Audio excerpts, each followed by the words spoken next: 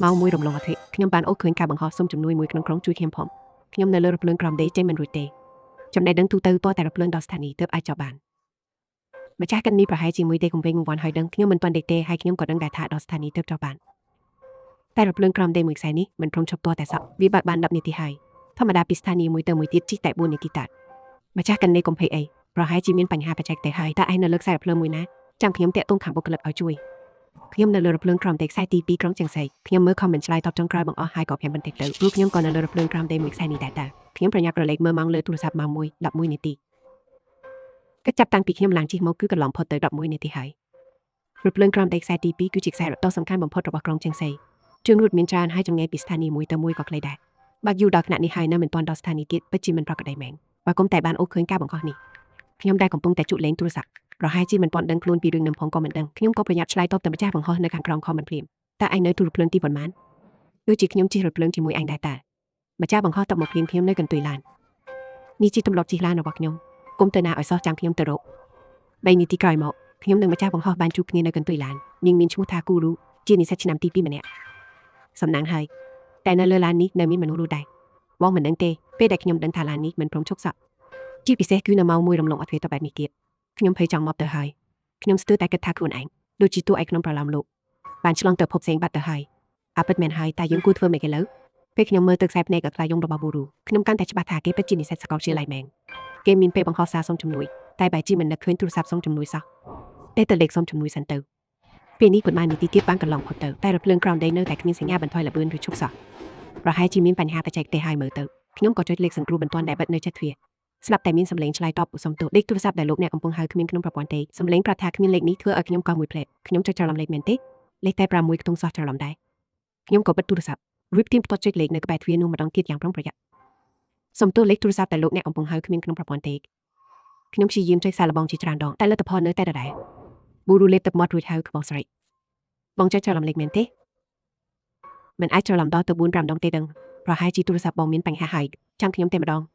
សុំទោសលេខទូរស័ព្ទដែលលោកអ្នកកំពុងហៅគ្មានក្នុងប្រព័ន្ធទេបងស្រីទូរស័ព្ទខ្ញុំក៏ខូចដែរមែនទេហ្នឹងពេលនេះខ្ញុំក៏លែងសើស្មប់ចិត្តបានទៀតហើយព្រោះខ្ញុំទើបតែចាស់ជាងគេ3ឆ្នាំប៉ុណ្ណោះជាអ្នកធ្វើការងារហត់ដូចគោក្របីទើបតែបាន1ឆ្នាំខ្ញុំចាប់បង្កាន់ដៃក្នុងរថភ្លើងក្រោមដីដោយមិនដឹងខ្លួនបើមិនអីទេឯងមើលក្នុងប្រកាសនឹងឡើងវិញមើលថាមានអ្នកណាឆ្លើយតបអីខ្លះប៊ូរូក៏ប្រញាប់បើកទូរស័ព្ទភ្លាមក្នុងប្រកាសនោះពិតជាមានសារថ្មីជាច្រើនចូលមកមែនមានអ្នកស៊ឺម្នាក់ទៀតតែតើនិយាយអញ្ចឹងយប់ជ្រៅបាត់ហើយនៅមានរថភ្លើងក្រោមដីទៀតហើយតែរថភ្លើងក្រោមដីមិនមែនឈប់រត់នៅម៉ោង12យប់ទេអីម្ចាស់ខមមិនខាងលើប្រហែលជារស់នៅជាក្រុងហើយមើលទៅខ្សែរថសំខាន់នៅក្នុងក្រុងជាងស៊ីជាទូទៅដំណើរការរហូតដល់ម៉ោង2កន្លះរំលងអត់ទេហើយណោះចុះម្ចាស់កោះនិងម្ចាស់ខមមិនម្នាក់ទៀតយ៉ាងម៉េចហើយអត់ស្ងាត់យូរម្លេះមិនមែនការរឿងអីទេដឹង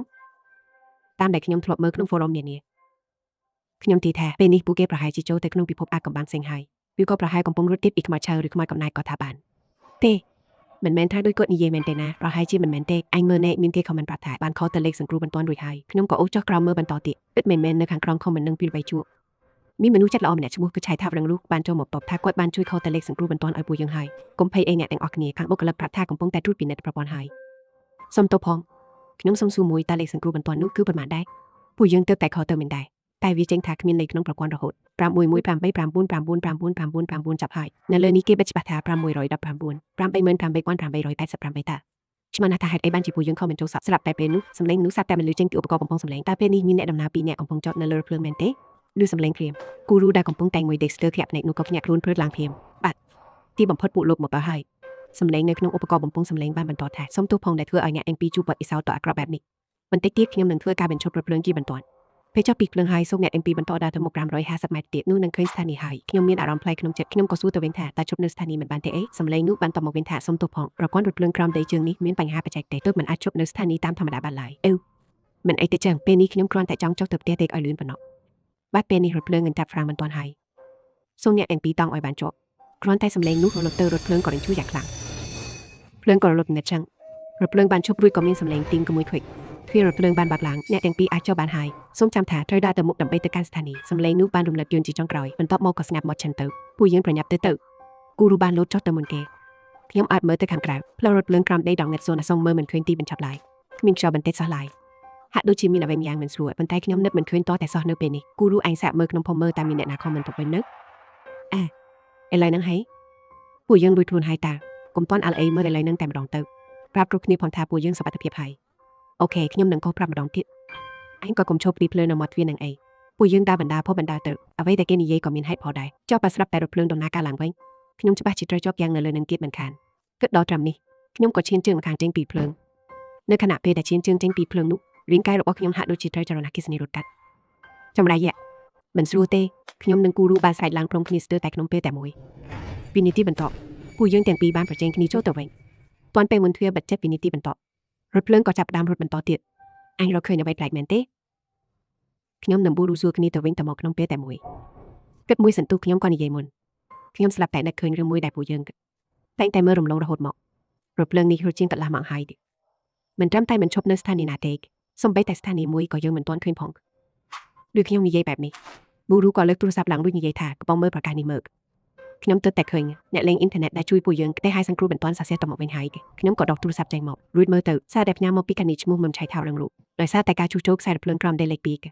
ធ្វើបានអាចដំណើរការតាំងពីម៉ោង11ថ្ងៃនេះម្លេះរថភ្លើងជើងនេះមិនគួរមានវត្តមានតតែសោះធ្វើម៉េចទៅបងពួកយើងស្លាប់បាត់ហើយមែនទេអត់ទេពួកយើងក៏ជីនៅរស់គេតែពួកយើងកំពុងរស់នៅក្នុងខ្សែពេលវេលាមួយផ្សេងទៀតកុំទាន់ខ្ញុំអីអញសាក់មើលនៅបង្ហោះបានទៀតទេបង្ហោះរឿងរ៉ាវរបស់ពួកយើងទៅឥឡូវនេះបើពឹងលើពួកយើងពីរនាក់ជាមនុស្សធម្មតាមិនដឹងអីសោះបែបនេះប្រហែលជាពិបាកនឹងចេញពីទីនេះរួចណាស់គេនិយាយរួចប៊ូរូក៏ប្រញាប់ដកទូរស័ព្ទចេញមកភ្លាមនេះនិយាយតែមុខស្លេកស្លាំងថាក៏ចម្លែកណាស់គេកម្មវិធីផ្សេងទៀតប្រើអត់កើតទាំងអស់គេមានតែវេទិកាពិភាក្សាមួយនេះទេដែលនៅប្រើបានគេកុំទាន់អាចឆ្ងល់អីគេប្រញាប់បង្ហោះទៅដើម្បីសុំឲ្យគេជួយគេពួកយើងធ្លាក់ចូលក្នុងវិមានតែមួយទៀតហើយមិនយូរប៉ុន្មានការបង្ហោះរបស់គូរូក៏មានគេចូលមកឆ្លើយតបយ៉ាងច្រើនមានរឿងអីហ្នឹងនេះខ្ញុំកំពុងល្បីហើយមែនទេឃើញទេខ្ញុំប្រាប់ហើយតាពួកគាត់ពិតជាជួបនឹងរឿងចម្លែកមែនតាសំណាងហើយដែលពួកឯងមិនអីអញបាត់ទៅចោលខ្ញុំឡើងយូរខ្ញុំគិតថារឿងនេះទើបគួរឲ្យចាប់អារម្មណ៍តែអាចសូមម្ចាស់ពុកអនុញ្ញាតឲ្យខ្ញុំយកទៅសរសេរជាប្រឡំលោកបានទេអ្នកនៅខាងលើឲ្យពេលនឹងហើយឯងនៅគិតតែពីរឿងសរសេរប្រឡំលោកទៀតហេឈប់សិនពួកឯងជឿរឿងនឹងមែនណានៅក្នុងចំណោមការបារម្ភឥតប្រយោជន៍នឹងការសង្ស័យទាំងនោះទីបំផុតពួកយើងក៏បានជួបនឹងអ្នកសង្គ្រោះម្នាក់តើពួកឯងនៅលើរថភ្លើងក្រំទេខ្សែទី2មែនទេខ្ញុំធ្លាប់រៀនជាមួយលោកពូទី3របស់ខ្ញុំពី3ឆ្នាំប្រហែលជាអាចជួយពួកឯងបានប្រាប់ស្ថានីយ៍ដែលពួកឯងឡើងជិះមកមើលបងស្រីតើបងឡើងជិះពីកន្លែងណាដែរខ្ញុំឡើងជិះនៅស្ថានីយ៍ផ្លូវឈុនសានខ្ញុំក៏ឡើងនៅផ្លូវឈុនសានដែរបន្ទាប់មកគូរូក៏បានផ្ញើកន្លែងដែលពួកយើងឡើងជិះទៅឲ្យសៀមមីងពួកឯងទាំងពីរអ្នកសុទ្ធតែឡើងនៅផ្លូវឈុនសានមែនទេមើលទៅបញ្ហាច្បាស់ជាចាប់ផ្ដើមតាំងពីស្ថានីយ៍ដែលពួកឯងឡើងមកម្លេះផ្លូវឈុនសានមិនឆ្ងាយពីខ្ញុំប៉ុន្មានទេខ្ញុំនឹងទៅទីនោះឥឡូវនេះហើយចាំខ្ញុំ5នាទីក្រោយមកសៀវមីងក៏បានតាក់ទងមកពួកយើងម្ដងទៀតថាខ្ញុំមកដល់ហើយពិតជាមានបញ្ហាមែនតែពួកឯងកុំបារម្ភអីរឿងបែបនេះខ្ញុំនឹងលោកពូទី3ក្លឹបជួបនឹងដោះស្រាយរួចមកហើយខ្ញុំអាចជួយពួកឯងបានសម្ដីរបស់សៀវមីងបានធ្វើឲ្យពួកយើងធូរចិត្តយ៉ាងខ្លាំងខ្ញុំនឹងគូរូមានអារម្មណ៍ធូរស្រាលនិងកក់ក្ដៅចិត្តណាស់គូរូដកដង្ហើមធំរួចនិយាយត្រង់ចប់អំបញ្ញមែនខ្ញុំលួចសង្ស័យថាឯងមិនមែនជាមនុស្សទៀតផងព្រោះរឿងដែលកើតឡើងវាចម្លែកពេកតែឯងមើលទៅហាក់ដូចជាស្ងប់ស្ងាត់ណាស់ខ្ញុំគ្រាន់តែខំប្រឹងធ្វើពុទ្ធទេតើសំណាងហើយដែលគូយើងចិត្តបានរួចខ្លួនហើយតាមពិតទៅខ្ញុំក៏ធ្លាប់សង្ស័យដែរថាគួយរូមិនមែនជាមនុស្សទេឬក៏និយាយបានថាគេកំពុងត្រូវវិញ្ញាណអ្វីមួយចូលសន្ធិដ្ឋហើយមកដល់ពេលនេះខ្ញុំនៅតែសង្ស័យដដែលព្រោះអីកាលពីប៉ុន្មាននាទីមុននេះខ្ញុំបានអចេតនាមើលទៅកញ្ចក់បង្អួចរថភ្លើងហើយក៏ឃើញស្រមោលក្បាលចុះក្រោមរបស់គួយរូសម្លឹងមកដល់ភ្នែកស្កាយផ្ទៃមុខនោះគ្មានភ្នែកចំមកមាត់អ្វីទាំងអស់ខ្ញុំនៅតែលួចសម្លឹងមើលគួយរូរហូតតែរាល់កាយវិការរបស់គេគឺដូចជាមនុស្សធម្មតាគ្មានខុសគ្នាឡើយបើគុំតែបានឃើញមុខនោះកុំអីខ្ញុំប្រហែលជាគិតថាគេគ្រាន់តែជាមនុស្សរួមវាសនាដ៏ស៊ឺម្នាក់ជាមួយខ្ញុំតែប៉ុណ្ណោះចុះតើគេពិតជាចង់ធ្វើអ្វីឲ្យប្រកបទៅខ្ញុំពិតជាមិនយល់សោះមានតែតាមដានមើលសិនទេយ៉ាងហោចណាស់ពេលនេះគេមិនទាន់ចង់ធ្វើបាបខ្ញុំដែរពេលនោះស្រាប់តែគួយរូនិយាយមកកាន់ខ្ញុំថាបងស្រីមិត្តសៀវមីងប្រាប់ឲ្យពួកយើងទៅក្បាលរថភ្លើងដើម្បីរករបស់ម្យ៉ាងភាពមិនប្រក្រតីនៅផ្លូវឈុនសិនទៅបានខ្ញុំដោះស្រាយរួចរាល់ហើយពេលនេះពួកឯងប្រញាប់ទៅបន្ទប់បញ្ជានៅក្បាលរថភ្លើងទៅហើយរករបស់ម្យ៉ាងទៅកំតិចវាចោលទៅនោះពួកឯងនឹងអាចត្រឡប់ទៅពិភពពិតវិញបានហើយវាជាអ្វីខ្ញុំពិបាកបញ្យល់ណាស់តែពេលពួកឯងឃើញវានោះនឹងយល់ពីមិនខានវាច្បាស់ក្រឡែកតែម្ដងហើយកុំជឿអ្នកណាដែលព្យាយាមមករារាំងពួកឯងឲ្យសោះពួកនោះសុទ្ធតែជាការបំផន់ភ្នែកទាំងអស់បន្ទាប់មកពួកយើងទាំងពីរនាក់ក៏ចាប់ផ្ដើមតម្រង់ទៅបន្ទប់បញ្ជានៅក្បាលរថភ្លើងនៅតាមផ្លូវពួកយើងបានដាក់កាក់ទូរថភ្លើងចំនួន8ទូកញ្ចប់បង្អួចគ្រប់សន្លឹកបានឆ្លុះបញ្ចាំងពីស្រមោលពួកយើងដើរទន្ទឹមគ្នាតែបើលួចមើលកន្ទុយភ្នែកស្រមោលរបស់គួយរូហាក់ដូចជាយឺតជាងចៅណាពិតប្រាកដបន្តិចជានិច្ចពេលកំពុងរត់ទៅមុខគឺគ្មានរឿងចម្លែកអ្វីកើតឡើងសោះឡើយពួកយើងបានរត់មួយដង្ហើមចង្រិតមកដល់ខាងមុខបន្ទប់បញ្ជាតែម្ដងគួយរូដកដង្ហើមហត់សឹងតែខ្យល់មិនក៏រូនពេកម្ល៉េះមិនមែនថាមានអ្វីមកខាត់ពួកយើងទេអីខ្ញុំធ្វើពុតជាសម្លឹងមើលគេតែមិនពេញចិត្តមិនក៏អញហត់ខ្លាំងម្ល៉េះខ្ញុំសង្ស័យថាអញប្រឡងកាយសន្តិមិនជាប់ទេដឹងប្រឡងកាយសន្តិគេជាប់តែភាពស្រឡាំងកាំងមួយផ្លែតរបស់គេមិនអាចគិតផុតពីភ្នែកខ្ញុំបានទេពេលដងខ្ញុំលោតញាប់ទឹកមិនទូគ្រប់គ្រងនៃចិត្តបង្កាយហើយតែគេពិតជាស្អីគេឲ្យប្រកាសហើយតែគេដែលនៅក្បែរខ្ញុំនេះនឹងធ្វើសកម្មភាពអ្វីបន្តទៀតពេលនោះគូរូដែលនៅក្បែរនោះនិយាយឡើងថាតើបើទ្វារនេះមិនទៅខ្ញុំដើរទៅមុខទាំងចង់សាឡបងមើលរួចគូទ្វារ4ដងទ្វារក៏របាក់ឡើងមែនទ្វារបាក់ហើយទៅគ្នាចូលទៅរកគេខ្ញុំក៏បោះជំហានដើរចូលទៅក្នុងតែគូរូបែរជាចូលស្ងៀមនៅមួយកន្លែងហើយសម្លឹងមើលខ្ញុំធ្លុះគេចាប់ដៃខ្ញុំជាប់ចាំបន្តិច ខ្ញុំក៏ងាកក្រោយយ៉ាងលឿនដល់កាំបិតក៏ចិញ្ចាមក្នុងហោប៉ាមកជួយក្របគេគូរូទុកក្របគេរួចសួរថាអញធ្វើស្អីហ្នឹងអ៊ំជួយអ្នកណាដែលមកខាត់ពួកយើងតែអញចង់ខាត់ខ្ញុំធ្វើអីអ្នកណាទៅដឹងមួយសន្ទុះក្រោយមកគូរូយំស្រែកថាអញឈួតមែនទេខ្ញុំគ្រាន់តែចង់សួរអញតើមិនក៏អញដឹងពីវិធីបើកទ្វារនេះបងស្រីអញមិនគិតថាខ្លួនអញចម្លែកខ្លាំងទេហ่ะទ្វារនេះអញគ្រាន់តែគូវាក៏បាត់ដែរអញទេដឹងជាភាសានោះខ្ញុំភៀងទៅមួយសន្ទុះតែលើកឡើងនោះចាំដាក់ចុះក៏មិនត្រូវការខ្ញុំនៅតូចធ្លាប់ព្រាយខ្ញុំប្រាប់ថាមនុស្សគូទ្វារ3ដងខ្មោចគូទ្វារ4ដងនៅក្នុងស្ថានភាពបែបនេះខ្ញុំគ្រាន់តែចង់សាកល្បងមើលប៉ុណ្ណោះនឹកស្មានដល់ថាទីត្រូវសោះខ្ញុំពិតជាទីត្រូវមែនចុះចំណែកអញវិញសាក់មើលមុខខ្លួនអញក្នុងកញ្ចក់មើលអញគ្មានភ្នែកច្រមុះមាត់អេសាបងស្រីបងមិនមើលខ្លួនអញផងទៅខ្ញុំជួនចិញ្ចាមក្រឡេកកន្ទុយភ្នែកមើលកញ្ចក់ឆ្លុះបញ្ចាំងពីមុខរបស់ខ្ញុំក៏គ្មានភ្នែកច្រមុះមាត់ដូចគ្នាមិនក៏ទៅជាបែបហ្នឹងវាពិតជាហួសចិត្តចំពោះខ្លួនអញពិតមែនខ្ញុំដឹងតាំងពីដំបូងម្ល៉េះ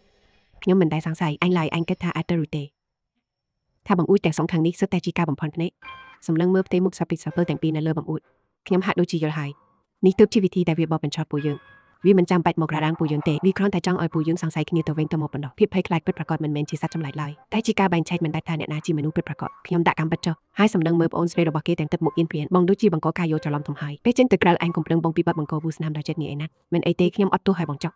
តោះពួកយើងទៅនិយាយចាប់ពួកយើងទាំងពីរនាក់ក៏ដើរចូលទៅក្នុងបន្ទប់គ្រប់គ្រងសៀវមីងនិយាយមិនខំមែនគ្រាន់តែក្រឡេកមើលមួយផ្លែពួកយើងក៏សម្គាល់ឃើញវាភ្លាមខ្លួនប្រាណរបស់វាខ្មៅងឹតទាំងស្រុងមានរូបរាងដូចជាបេះដូងមួយអង្គុយនៅខាងលើបញ្ចេញពន្លឺពណ៌ក្រហមផ្លឹបផ្លែបេះដូងខ្មៅងឹតនោះបង្កប់នៅចំកណ្ដាលតាប់លោបញ្ជាវាស្ថិតនៅស្ងៀមប៉ុន្តែញ័រជួយទៅតាមសម្លេងក្រហមនៃរថភ្លើងពួកយើងទប់ដង្ហើមហើយដើរចូលទៅចិត្តរំពេចនោះបេះដូងនោះក៏ចាប់ផ្ដើមលោតឡើងចុះយ៉ាងខ្លាំងក្លាចង្វាក់លោតរបស់វាស្រាប់តែញាប់ស្អេកតែម្ដងខ្ញុំក៏ធ្លាប់អានរឿងព្រីបេសាចបន្តិចដែរដឹងច្បាស់ថាបើទប់យូរមុខជាមានរឿងដែលលើកាំបិតចាក់ចុះខ្ញុំចាក់កាំបិតក៏ចិញ្ចាមចូលទៅក្នុងបេះដូងដែលកំពុងលោតនោះពេលកាំបិតចាក់ចូលទៅផ្ទៃបេះដូងក៏ចាប់ផ្ដើមប្រេះជាស្នាមតូចវាប្រេះចេញមកតែបែរជាមិនមែនជាសរសៃឈាមទៅវិញគឺបែរជាភ្នែករត់មិនអស់ដែលកំពុងបាក់ឡើងភ្នែកទាំងនោះក៏បែរមកសម្លឹងខ្ញុំព្រមគ្នាសម្លេង sexy រវើយបានលេចចូលទៅជាតិពីគ្រប់ទីជួបគ្នាគេថាបន្ទាប់មកបេះដូងពណ៌ខ្មៅនោះក៏បែកខ្ទេចខ្ទីតែម្ដងអារុយសម្លឹងមើលខ្ញុំទាំងសួរថាពួកយើងរួចខ្លួនហើយមែនទេគេហាក់ដូចជាមិនបានមានសម្លេង sexy ដ៏គួរឲ្យខ្លាចអំបញ្ញមិញនេះទេខ្ញុំក៏ឆ្លើយតែមិនសូវប្រកាសថាប្រហែលជាអញ្ចឹងហើយគ្រាន់តែនិយាយចាប់ភ្លាមស្រាប់តែរថភ្លើងក្រោមដីដែលកំពុងបើកបរក៏រង្គើឡើងយ៉ាងខ្លាំងរថភ្លើងក្រោមដីក៏ឈប់លុះទ្វាររថភ្លើងបាត់ចេញនៅមិនឆ្ងាយពីវេទិកាស្ថានីយ៍ផ្លូវជាឈុនសើងមានបុរសម្នាក់កំពុងក្តាប់យ៉ាងណែននៅអង្គើវិញពណ៌ខ្មៅដែលកំពុងស្លាប់មួយក្បាលអង្គើខ្មៅនោះមានរូបរាងដូចបេះដូងអំបញ្ញមិញបែបពិតគេច្បាស់ជាសៀវមីនម្ចាស់ប្រកាសនោះហើយក្រោយពេលចុះពីភ្លើងសៀវមីននិយាយមកកាន់ពួកយើងទាំងពីរថាសំណាងហើយដែលពួកឯងរហ័សដៃជើងបើមិនអញ្ចឹងទេតែប្រហែលនាទីទៀតពួកឯងច្បាស់ជាត្រូវវាបំលែងជាពួកវាបាត់ទៅហើយប្រញាប់ទៅឲ្យលឿនទៅចេញទៅក្រៅសិននិយាយគ្នាតែពេលពួកយើងទាំងបីដើរមកដល់កាន់ចន្ទាស្រាប់តែខ្ញុំដឹងថាមានអ្វីប្លែកទោះជាពេលនេះម៉ោងជាង1រំលងអធិទៅហើយតែវាស្ងាត់ជ្រុងខុសធម្មតាពេកហើយសំបីតែខ្យល់មួយបក់ក៏គ្មានស្រាប់តែពេលនោះនាឡិកាអេឡិចត្រូនិកនៅtrongស្ថានីយ៍ស្រាប់តែលោតទៅម៉ោង 13:07 ទាំងតែពេលនេះទើបតែម៉ោងជាង1រំលងអធិទៅសោះតែសៀវមីននៅតែមិនឈប់ដើរឡើយនិយាយទាំងមិនងាកក្រោយថាកុំងាកក្រោយឲ្យសោះដូចជាវាមិនព្រមលែងគោលដៅរបស់វាយប់នេះទ